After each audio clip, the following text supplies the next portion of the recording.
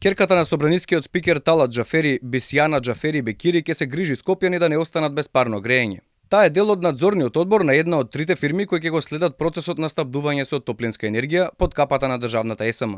Нејзини колеги во надзорниот одбор ќе бидат битолчанецот Петар Петровски и Зорица Гиоско од Газибаба. АДСМ ги регистрираше трите компании со кои ќе се пријави на владиниот оглас за превземање на парно грејењето во Скопје на местото на Балкан Енерджи Груп. Дејноста на сите три предпријатија е снабдување со парија и климатизација на адреса на управата на државните електрани. Новите предпријатија ќе обезбедат 3 нови директорски места, но и ќе вдомат повеќе партиски кадри, главно блиски на ДУИ. Па така, Месод Јакупи, кој е инаку информатички администратор, како и шеф на изборниот штаб на ДУИ во Студеничани, си заработи 6-месечен мандат како директор на државната компанија ЕСМ снабдување со топлинска енергија.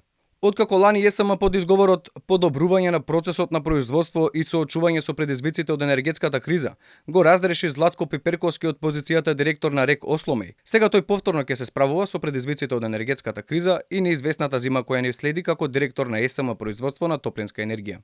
Клучното предпријатие кое ќе треба да се снајде со набавките на природен газ и да изнајде начин како ќе затопли 60.000 скопски домови. Додека пак во надзорниот одбор се најдоа Сонја Стефановска и Љупчо Кижевски од Скопје, како и Валбона Халили од Кичево. Со третото предпријатие ЕСМ дистрибуција на топлина, која пак ќе ја превземе топловодната мрежа на БЕК, ќе управува Менка Јовановска од Битола, како дипломиран машински инженер, а тројцата членови на надзорниот одбор се Александра Маројовик, Джевит Ковачи и Билјана Николова, сите од Скопје. Сите лица се вработени во АД ЕСМ со редовни работни задачи, додека обврските во новите друштва им се доделени како дополнителна работна обврска.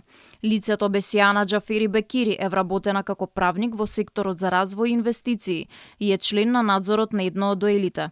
Во текот на изминатата грејна сезона вклучена беше во работни задачи при процесот на менаџирање на БЕК од страна на АД ЕСМ, кои задачи ги изврши на највисоко професионално ниво, како впрочем и сите други споменати вработени.